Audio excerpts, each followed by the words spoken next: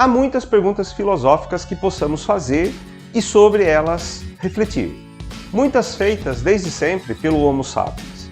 Muitas feitas há milênios, desde o nascimento da civilização, da religião e da própria filosofia. Muitas fruto de nosso tempo. Como já tratamos em outra oportunidade, pensar é uma possibilidade humana, mas não necessariamente algo automático, porque exige prática, exige hábito, e a lógica se constitui nesta prática, se constitui neste hábito. A lógica, podemos pensar, é anterior à linguagem humana, é anterior à matemática, por exemplo.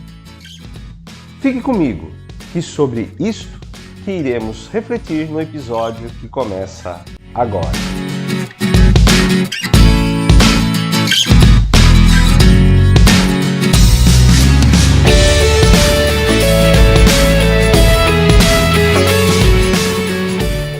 A Revolução Cognitiva ocorreu há mais ou menos uns 100 mil anos atrás.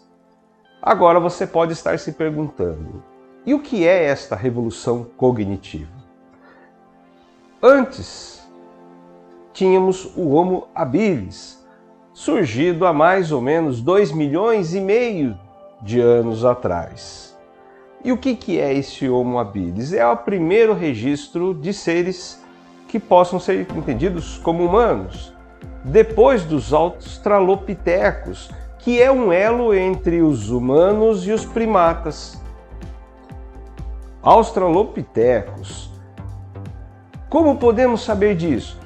De onde vêm estas datas aproximadas de descobertas arqueológicas, ossos, esqueletos, ferramentas, artefatos, tudo devidamente datado pelas tecnologias que nós temos e cada vez mais avançado?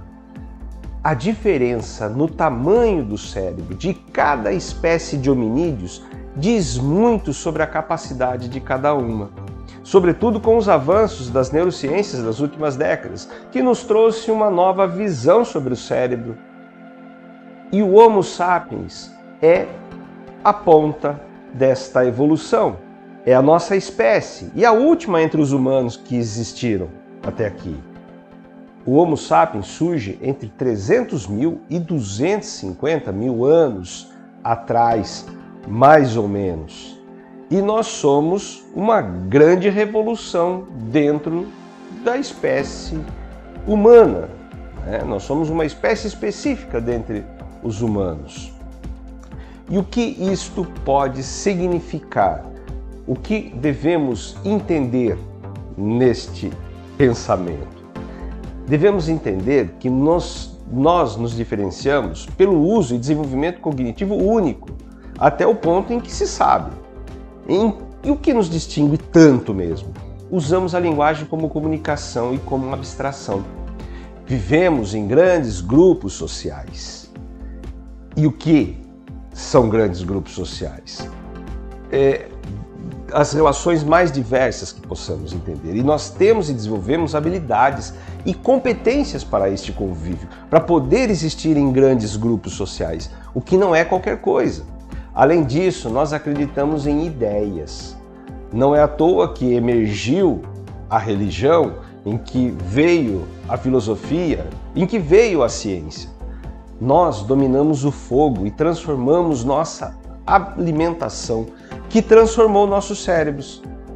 Porque, entre tantas transformações, e a alimentação nos transforma e transforma todos os seres, a alimentação, ela transforma e muito a vida de um modo geral.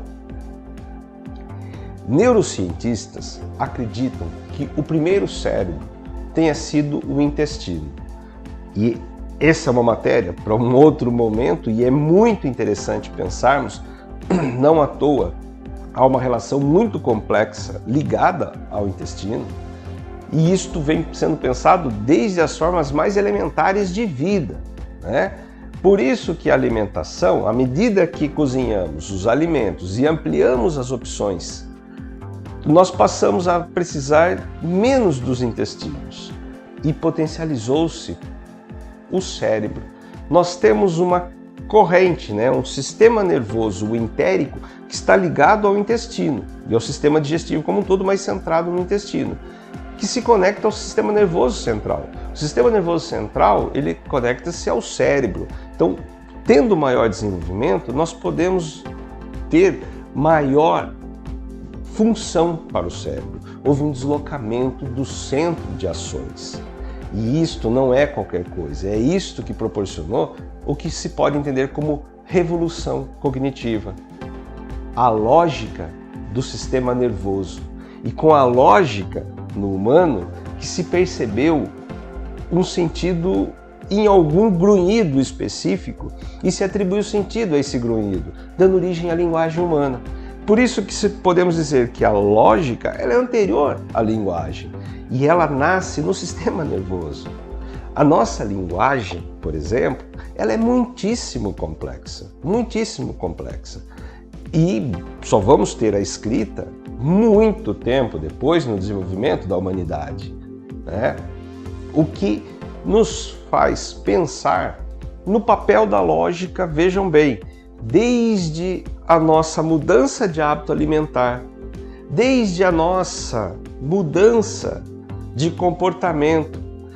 Pensar é uma prática, como já foi dito, precisa ser praticado. Pensar com lógica é uma dupla prática, porque nós temos que nos dar conta, nós temos que perceber a lógica em nós, perceber a lógica no mundo, perceber que a lógica ela acontece na nossa vida. Ela tem a forma sistematizada dos estudos, desde Aristóteles? Sim, tem. Mas eu digo que a gente precisa pensar na lógica mais imediata das ações, de por que as coisas acontecem, de por que as coisas fazem mal ou fazem bem, o que nos produz, o que produz em nós felicidade ou tristeza, os efeitos que tudo, das relações, das palavras, dos gestos, o que significa atravessar uma rua, o que significa alimentar-se de um jeito ou de outro, o que significa ter comportamento de um tipo ou de outro. A lógica permeia a nossa vida e é fundamental pensarmos nela. Por isso que todos esses episódios desta temporada foram centrados na lógica. E este é o último episódio desta temporada. Voltaremos depois de um breve tempo de reflexão para trazer novas temáticas, um novo enfoque, mas jamais esquecendo da lógica. Pense nisto.